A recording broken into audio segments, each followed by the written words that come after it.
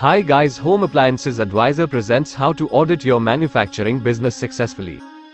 It helps to ensure that all processes are working effectively so your company can produce products more efficiently and minimize overall operation costs.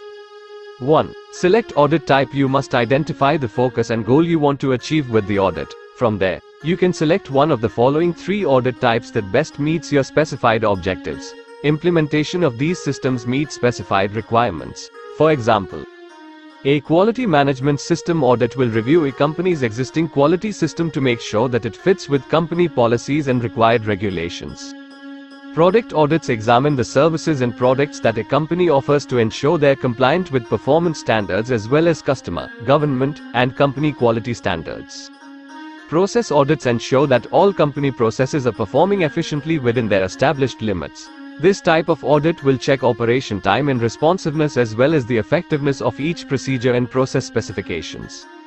2. List tasks and perform audit. Based on the audit you need, you'll have to perform specific tasks to accurately measure the performance and effectiveness of a specific area. When it's time to perform the audit, list each task in a series of steps. Make sure that you follow each step to ensure that nothing is missed. 3. Record findings in audit report. When the audit is complete, have your auditors create an audit report to document all of their findings. Review each report and schedule a meeting to discuss the issues listed. 4. Determine and conduct corrective action. Using the reports, determine and perform corrective actions that could fix the company issues listed. Take note of everything you do to resolve each problem in a separate report.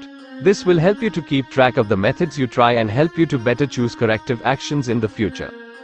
5. Schedule a follow-up audit after a corrective action is completed. Perform another audit to measure changes caused by the corrective action. If system processes, performance, or products improve and are more efficient and effective, record your findings in a separate audit report and discuss it.